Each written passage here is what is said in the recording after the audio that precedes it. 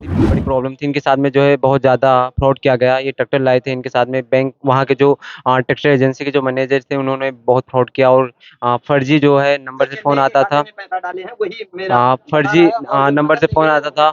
इनको मतलब ब्लैकमेल किया जाता था कि आपका इतना अमाउंट बाकी है, आप दोगे नहीं तो जेल हो जाएगा। ये सब हुआ है, तो आप लोग जो है इस वीडियो को ज़्यादा से ज़्यादा शेयर करें, कमेंट करें। जय हिंद, जय भारत। क्या नाम है आपका? हमारा नाम हरिभान दत्त है।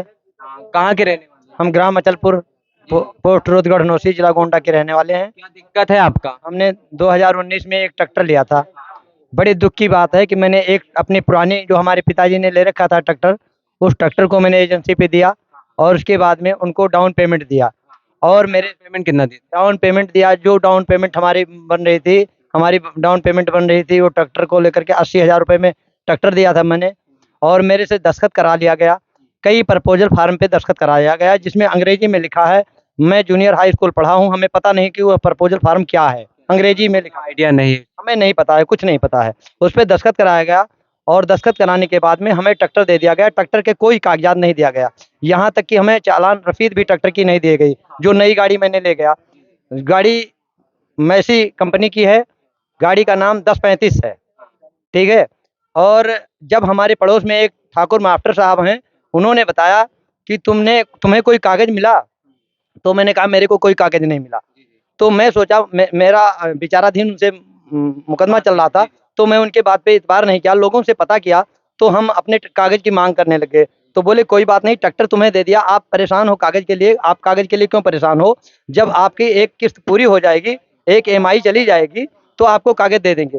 35,982 रुपये की हमारी ईएमआई बैंक से कट गई और पहली किस्त 35,982 रुपये की देवी पाटन ग्रामीण बैंक धानेपुर से हमारी ईएमआई कट गई। और जब ईएमआई कटने के बाद में 90 दिन बाद जब मैंने फिर बात किया तो उन्होंने कहा कि आप मैनेजर से मिलो। मैनेजर कंपनी जो जब मैं मैक्सी ट्रैक्टर कंपनी के मैनेजर से मिला तो उन्होंने कहा कि मालिक से मिलो और मालिक ने कहा एजेंट से मिलो। मैं चक्कर काटते रहा, 3 साल तक चक्कर काटते रहा, मेरी कोई सुनवाई नहीं हुई।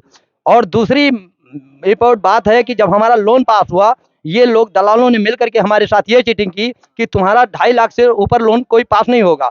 और जब 2.5 लाख से लोन पास नहीं होगा, हमें आज तक कोई रसीद ना लोन की है, ना कोई हमें ये पता है कि हमारे ऊपर कितना लोन है। लेकिन अब धीरे-धीरे टीबी हमें पता लग रहा है कि जब हमारे 5 साल ये 4 साल पूरे हो गए, अब पता लग रहा है कि हमारे ऊपर अभी भी 5 लाख रुपए का लोन है। ये लोग बता रहे हैं और मैसेज आ रहा है, जो भी बता रहे हैं और कह रहे हैं तुम्हारा 5 लाख रुपए का लोन है। जी, हमें आपको जानकारी नहीं थी? अब हमें बता रहे हैं। उसके बाद में हमारी जो है सारे देने के बाद में जो हमने पैसा बैंक द्वारा दिया उसकी हमारे पास लिफ्ट है और जो ये कैश ले गए आज तक कोई रसीद नहीं दिए, ना कोई मैसेज है, ना कोई रसीद है। आपने कहीं शिकायत नहीं की? मैं जा करके थाना पे 2 बार शिकायत किया, हमारे से पैसे की मांग की गई। थाने पर पैसे की माँग?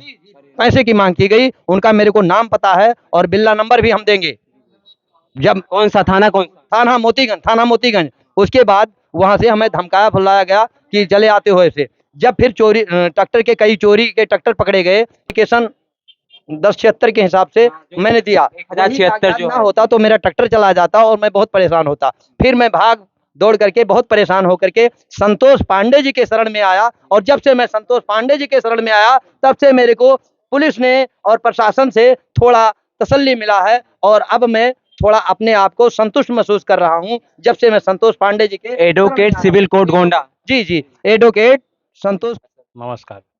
सर इनका जो है ट्रैक्टर से लेकर कुछ समस्या है, आप उस विषय में क्या कहेंगे? एजेंसी से ट्रैक्टर लिए थे, उसी का विवाद है। हमारे यहाँ जो है उसमें जिला उपभोक्ता फोरम में गए थे तो वहाँ एडमिट नहीं हुआ, तो हम अस्थायी लोक अदालत हमारे यहाँ है, उसी में मुकदमा एडमिट हुआ है, वहीं दायर किए हैं। मतलब मुकदमा चल रहा है, तो इनके साथ में बहुत ज़्यादा फ्रॉड किया गया। फ्रैड किया गया, उसके लिए 156(3) में हम लोग जाएंगे, लेकिन वहाँ अस्थायी लोक अदालत में मुकदमा चल रहा है।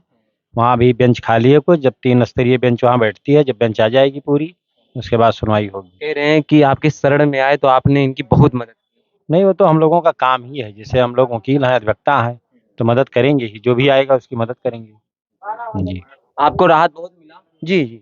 सब जगह से हार के आप न्यायालय से ही आप अज्ञात नंबरों और से उसके मेरे पास आज तक उस पैसे को प्रॉफिट ये कमाते रहे और हमें कोई कागजात नहीं मिला। ये ट्रैक्टर से मेरे का किसी का मर्डर हो जाता है, कोई भी हो जाता तो वो सब आपके ऊपर आएगा। तो हमारे ऊपर आता।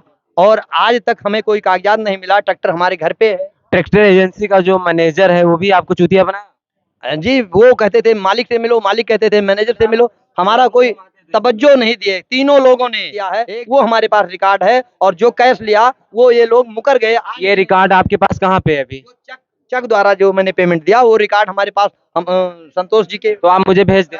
चेक नंबर भी दे देंगे, बिल्कुल चेक नंबर दे देंगे। कि प्रशासन ने मोदी योगी के राज में भी हमारा नहीं सुना, क्योंकि मैं कमजोर, उसे उसकी नजर में कमजोर मोदी और योगी तक आपकी बात पहुंच ही नहीं पाई। नहीं पहुंच नहीं पाई जी, बस यही। अब मैं कहाँ हम पहुंचा नहीं पाए और पहुंच नहीं पाई मैं।